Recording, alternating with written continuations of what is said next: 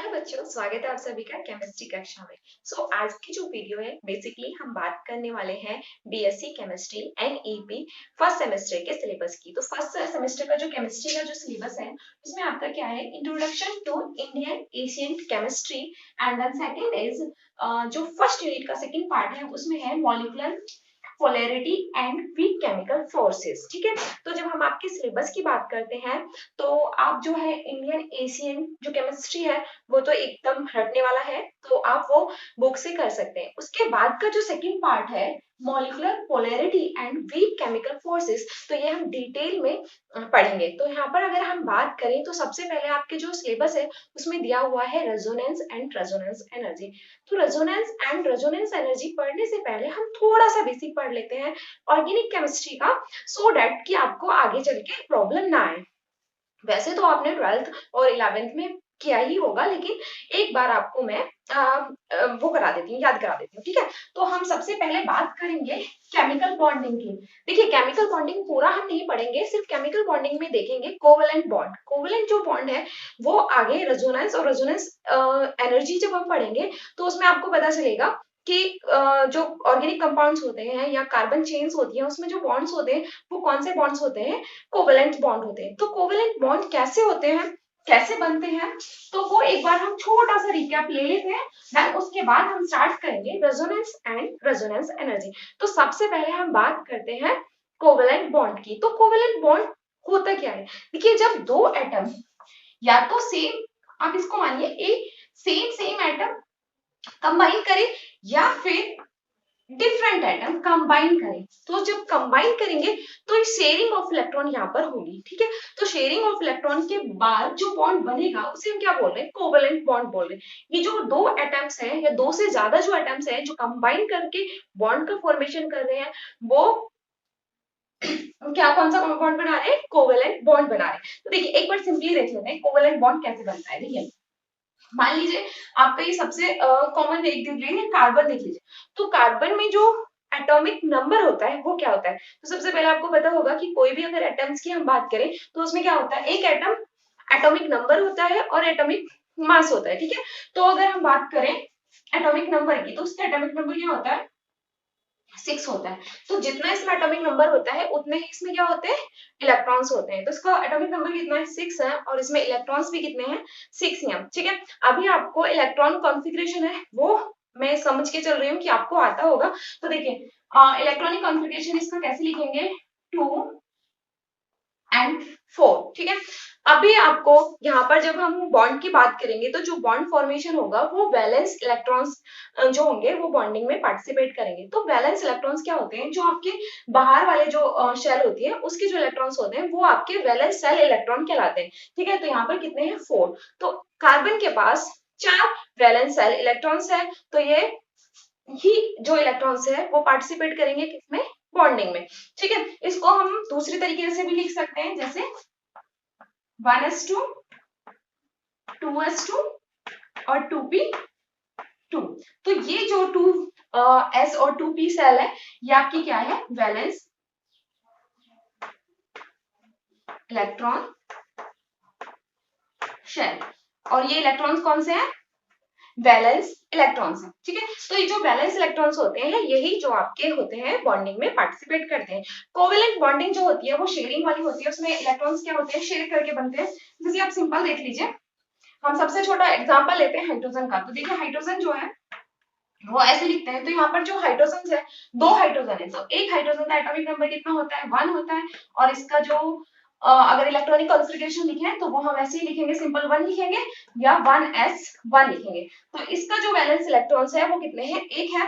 तो हाइड्रोजन का valence electron कितना है, एक है। दूसरा हाइड्रोजन का वैलेंस इलेक्ट्रॉन कितना है, वो भी एक है। तो इलेक्ट्रॉन्स को हम ऐसे शो कर देते हैं क्रॉस से, इसके पास एक इलेक्ट्रॉन है और इसके पास एक इलेक्ट्रॉन है, और मिनिमम बॉन्ड फॉर्मेशन करने के लिए कितने इलेक्ट्रॉन चाहिए, यहाँ पर 2 इलेक्ट्रॉन। ठीक है, तो दोनों क्या करेंगे, साझेदारी करेंगे, ये वाला इलेक्ट्रॉन दो इसके पास भी रहेंगे और ये 2 इलेक्ट्रॉन जो है इसके पास भी रहेंगे। अभी जो साझेदारी से जो बॉन्ड बन रहा है, ये कौन सा बॉन्ड बन रहा है, ये यहाँ पर कोवेलेंट बॉन्ड का फॉर्मेशन हो रहा है। ठीक है, इसको हम ऐसे भी दिखा सकते हैं और इसको हम ऐसे भी लिख सकते हैं, हाइड्रोजन और हाइड्रोजन। तो यहाँ इन दोनों के बीच में क्या बन रहा है, कोवेलेंट बॉन्ड फॉर्मेशन हो रहा है। तो यहाँ पर एक बात और आती है कि कोवेलेंट बॉन्ड सिर्फ एक ही बनेगा या एक से ज्यादा भी बन सकते हैं। तो कोवेलेंट बॉन्ड जो है यहाँ पर अगर हाइड्रोजन में देखें तो एक बन रहा है। अगर इसके बाद अगर हम बात करें ऑक्सीजन की, तो यहाँ पर देखिए ऑक्सीजन में हम ऐसे लिखते हैं। तो ऑक्सीजन के लिए सबसे पहले आपको जानना होगा कि इसमें ऑक्सीजन में वैलेंस इलेक्ट्रॉन कितने होते हैं। तो ऑक्सीजन का जो एटॉमिक नंबर होता है वो कितना होता है, वो होता है ऑक्सीजन का एटॉमिक नंबर होता है 8 और इसका अगर इलेक्ट्रॉनिक कॉन्फ़िगरेशन लिखे तो वो लिखेंगे 2 6। ठीक है, इसको ऐसे भी लिख सकते हैं और इसको कैसे भी लिख सकते हैं हम 1s2 2s2 और 2p4। तो इसमें कितने वैलेंस इलेक्ट्रॉन है, 6। ऑक्सीजन के जो वैलेंस इलेक्ट्रॉन है वो कितने हैं, 6 है। तो 6 वैलेंस इलेक्ट्रॉन में अगर हम बात करें 2s की, तो 2s जो ऑर्बिटल है वो ऑलरेडी फिल्ड है पूरा। और अगर हम बात करें 2p की, तो 2p में कितने इलेक्ट्रॉन्स होने चाहिए, 6 इलेक्ट्रॉन होने चाहिए और यहाँ पर कितने हैं, 4 इलेक्ट्रॉन है। ठीक है, तो यही क्या करेंगे, बॉन्डिंग में पार्टिसिपेट करेंगे। ऑक्सीजन की अगर केस की बात करें तो यहाँ पर ऑक्सीजन का लिखिए,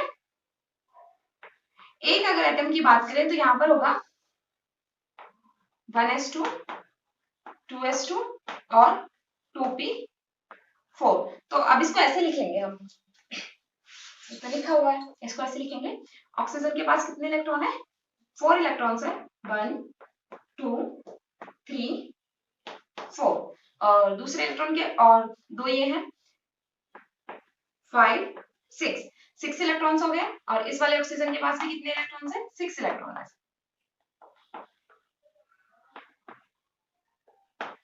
इसके पास भी 6 इलेक्ट्रॉन है।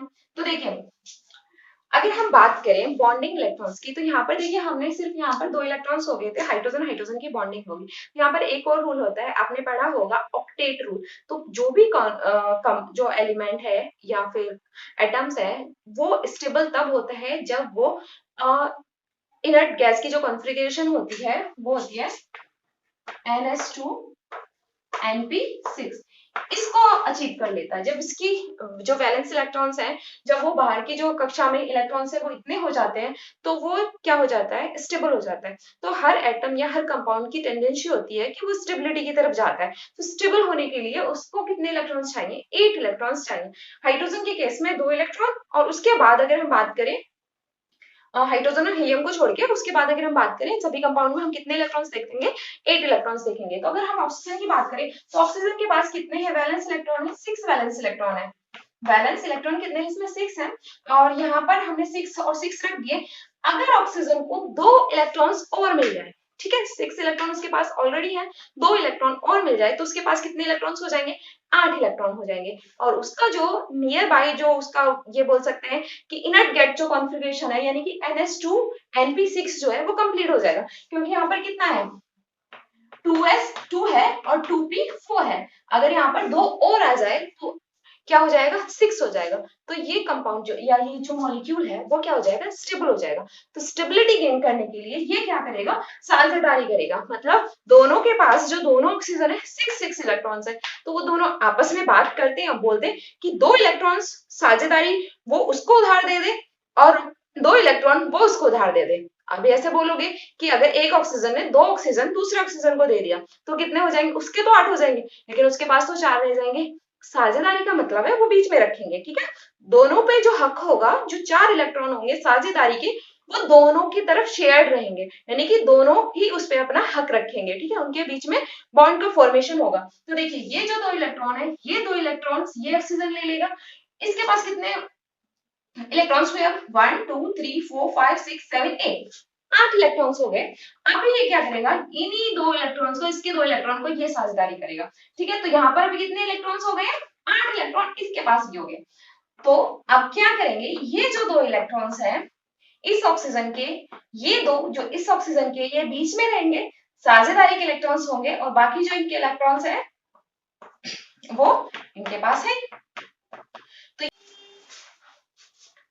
तो हम बात कर रहे थे ऑक्सीजन मॉलिक्यूल्स की। तो ऑक्सीजन मॉलिक्यूल 2 इलेक्ट्रॉन्स यहाँ से साझेदारी के लेगा और 2 इलेक्ट्रॉन्स ये लेगा, तो ये दोनों आपस में क्या कर लेंगे, अपना ऑक्टेट जो है वो पूरा कर लेंगे। तो यहाँ पर देखिए इस ऑक्सीजन के पास कितने इलेक्ट्रॉन्स बने, 1 2 3 4 5 6 7 8, और इस वाले ऑक्सीजन की अगर बात करें 1 2 3 4 5 6 7 8, तो 8 इलेक्ट्रॉन दोनों ऑक्सीजन के पास अभी है। तो दोनों इलेक्ट्रॉन ऑक्सीजन मॉलिक्यूल्स जो है उन्होंने ऑक्टेट अपना पूरा कर लिया, इस वजह से अब ये क्या हो गए, स्टेबल हो गए। तो ये जो साझेदारी हुई है, इस साझेदारी के परिणाम तहत हमें क्या मिलते हैं, दो बॉन्ड्स का फॉर्मेशन होता है, और जो वो दो बॉन्ड बनते हैं उन्हें हम कौन से बॉन्ड्स बोलते हैं, कोवेलेंट बॉन्ड। तो यहाँ पर जो ऑक्सीजन ऑक्सीजन है इनके बीच में कितने बॉन्ड्स बनेंगे, दो बॉन्ड्स बनेंगे, और ये जो दो बॉन्ड्स बने हैं ये कौन से बॉन्ड्स है, कोवेलेंट बॉन्ड। तो हमने हाइड्रोजन हाइड्रोजन बीच के बीच जब साझेदारी होती है तो उनके बीच में एक कोवेलेंट बॉन्ड बनता है। ऑक्सीजन ऑक्सीजन मॉलिक्यूल्स का जब फॉर्मेशन होता है तो उनके बीच में क्या, दो कोवेलेंट बॉन्ड बनते हैं। अगर हम बात करें नाइट्रोजन की, N2 की, तो N2 में जब बॉन्ड फॉर्मेशन होता है तो देखिए यहाँ पर कितने कोवेलेंट बॉन्ड बनते हैं। तो नाइट्रोजन की अगर हम बात करें तो नाइट्रोजन का जो वैलेंस इलेक्ट्रॉन्स कितने होते हैं, नाइट्रोजन का जो एटॉमिक नंबर होता है वो 7 होता है। तो इसमें कितने इलेक्ट्रॉन्स हुए, 7 इलेक्ट्रॉन्स हुए। उनका इलेक्ट्रॉन कॉन्फ़िगरेशन हम लिखेंगे 2 और 5, 5 और 2 कितने हुए, 7 हुए। तो ये 5 जो इलेक्ट्रॉन्स है ये इसके क्या है, वैलेंस इलेक्ट्रॉन्स है। इसको हम कैसे लिख सकते हैं, 1s2 2s2 और 2p3।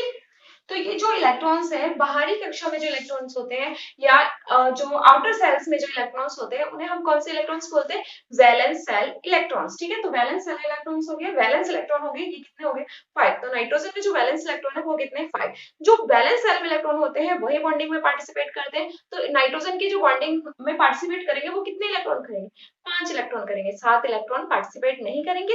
अगर आप सोचो कि नाइट्रोजन के पास तो 7 इलेक्ट्रॉन है तो सातों बॉन्डिंग में पार्टिसिपेट करेंगे, ऐसा नहीं है। जो बॉन्डिंग में पार्टिसिपेट करते हैं वो जो वैलेंस सेल इलेक्ट्रॉन होते हैं वही करते हैं। तो वैलेंस सेल इलेक्ट्रॉन 5 है तो 5 ही बॉन्डिंग में पार्टिसिपेट करेंगे। अब जब इसके पास नाइट्रोजन के पास 7 बॉन्डिंग इलेक्ट्रॉन्स है जिनमें से 5 जो है वैलेंस सेल इलेक्ट्रॉन्स हैं, तो इसको कॉन्फ़िगरेशन जो है, नोबल गैस कॉन्फ़िगरेशन जो है वो पाने के लिए या फिर कहते हैं ऑक्टेट पूरा करने के लिए कितने इलेक्ट्रॉन्स और चाहिए, इसको 3 इलेक्ट्रॉन्स और चाहिए। तो 3 इलेक्ट्रॉन्स, एक नाइट्रोजन को चाहिए, दूसरे नाइट्रोजन को भी 3 इलेक्ट्रॉन चाहिए, दोनों मिलके क्या करते हैं, 3 इलेक्ट्रॉन वो देगा, 3 इलेक्ट्रॉन दूसरा नाइट्रोजन, वो साझेदारी करेंगे और साझेदारी के तहत फिर बॉन्ड फॉर्मेशन होगा। देखिए कैसे होगा, यहाँ पर एक नाइट्रोजन है, इसके पास कितने वैलेंस इलेक्ट्रॉन है, 5, तो इसने अपने 5 रखे, और ये वाला नाइट्रोजन है इसके अपने 5 इलेक्ट्रॉन्स हैं, और यहाँ पर ये 2। तो अभी क्या करेगा, ये वाला जो है इसके इस 3 को साझेदारी करेगा, और यहाँ पर ये 3 लेगा। तो यहाँ पर अब इस नाइट्रोजन के कितने बन गए हैं, 1 2 3 4 5 6 7 8। इस वाले नाइट्रोजन के 1 2 3 4 5 6 7 8। तो इसके भी 8 इलेक्ट्रॉन्स हो गए हैं, दूसरे नाइट्रोजन के भी क्या है, 8 इलेक्ट्रॉन्स हो गए हैं। तो अभी ये क्या है, स्टेबल है। और इनके बीच में देखिए, जब हम बात कर रहे थे हाइड्रोजन हाइड्रोजन की, तो हाइड्रोजन और हाइड्रोजन मॉलिक्यूल्स के बीच में दो जो इलेक्ट्रॉन्स थे, जो 2 इलेक्ट्रॉन्स थे वो साझेदारी में आ रहे थे। तो साझेदारी में जब 2 इलेक्ट्रॉन्स आ रहे थे उनके बीच में कोवेलेंट बॉन्ड का फॉर्मेशन कितना हुआ, 1 हुआ। हम बात कर रहे थे ऑक्सीजन की, तो ऑक्सीजन में 4 इलेक्ट्रॉन्स थे साझेदारी के जो थे, तो उनके बीच में कितने का फॉर्मेशन हुआ, 2 बॉन्ड्स का हुआ। तो यहाँ पर कितने इलेक्ट्रॉन्स है, यहाँ पर 1 2 3 4 5 6 इलेक्ट्रॉन जो है साझेदारी में। तो यहाँ पर कितने इलेक्ट्रॉन बॉन्ड्स का फॉर्मेशन होगा, 3। तो नाइट्रोजन में कितने बॉन्ड्स का फॉर्मेशन हुआ, 3 बॉन्ड्स। ठीक है, तो यहाँ पर 3 कोवेलेंट बॉन्ड है नाइट्रोजन में। अगर हम बात करें तो ये जो अभी हमने 3 एग्जांपल्स देखे वो ए टाइप्स के थे। ठीक है, हमने बात किया था ए और बी टाइप्स के भी जो होते हैं मॉलिक्यूल्स, उनमें भी कोवेलेंट बॉन्ड बनते हैं। तो कैसे बनते हैं वो देख लेते हैं एक बार। हम एग्जांपल लेंगे HCl का। तो HCl में क्या होता है, HCl में हाइड्रोजन का हमें पता है, हाइड्रोजन के बैलेंस जो इलेक्ट्रॉन्स होते हैं वो एक ही होता है। अगर हम बात करें क्लोरीन की, तो क्लोरीन में कितने इलेक्ट्रॉन होते हैं, तो क्लोरीन का जो एटॉमिक नंबर होता है वो होता है 17। तो इसको हम लिखेंगे 2 8 7। ठीक है, तो ये हो गया 17। इसको हम ऐसे भी लिख सकते हैं। तो इसका हम सिंपल देख रहे हैं कि इसमें कितने वैलेंस इलेक्ट्रॉन हो गए हैं, 7। इसमें क्या है valence electron, 1s2 2s2 2p6 3s2 और 3p5। तो 7 क्या है, इसमें वैलेंस इलेक्ट्रॉन्स है, यानी कि जो साझेदारी में पार्टिसिपेट करेंगे या बॉन्डिंग में पार्टिसिपेट करेंगे वो कितने इलेक्ट्रॉन्स हो गए, 7। और ऑक्टेट पूरा करने के लिए 1 इलेक्ट्रॉन चाहिए और हाइड्रोजन के पास वो 1 इलेक्ट्रॉन है और हाइड्रोजन को 2 इलेक्ट्रॉन करने के लिए सिर्फ 1 इलेक्ट्रॉन, तो साझेदारी होगी एक एक इलेक्ट्रॉन की। तो यहाँ पर हम लिखेंगे H, हाइड्रोजन का 1 इलेक्ट्रॉन यहाँ पर लिखेंगे और क्लोरीन का 1 इलेक्ट्रॉन और बाकी इलेक्ट्रॉन्स ऐसे लिख देंगे। ठीक है, अब ये साझेदारी होगी यहाँ पर। हाइड्रोजन के पास 2 इलेक्ट्रॉन्स हो गए और क्लोरीन के पास 1 2 3 4 5 6 7 8, तो 8 इलेक्ट्रॉन हो गए। तो इनके बीच में जो साझेदारी हुई है वो 2 इलेक्ट्रॉन की हुई है, तो एक कोवेलेंट बॉन्ड बनेगा, तो ये बन गया है HCl मॉलिक्यूल। ठीक है, तो अगर हम बात करें कोवेलेंसी की भी अब यहाँ पर बात कर लेते हैं। जैसे हाइड्रोजन 1 इलेक्ट्रॉन देगा तो उसकी कोवेलेंसी क्या है 1। ठीक है, उसी तरह से क्लोरीन कितने इलेक्ट्रॉन्स दे रहा है, 1 इलेक्ट्रॉन दे रहा है, तो उसकी कोवेलेंसी भी क्या है 1 है। फ्लोरीन की भी 1 ही होगी क्योंकि सेम ही उसका है, ग्रुप का है। और उसके बाद अगर हम बात करें ऑक्सीजन की, तो ऑक्सीजन ने 2 इलेक्ट्रॉन शेयर किए तो उसकी कोवेलेंसी कितनी होगी 2 होगी और नाइट्रोजन ने 3 इलेक्ट्रॉन शेयर किए तो उसकी कोवेलेंसी कितनी होगी 3 होगी। तो आई होप आज का लेक्चर आपका समझ में आया होगा और आपके लिए हेल्पफुल रहे। Thank you.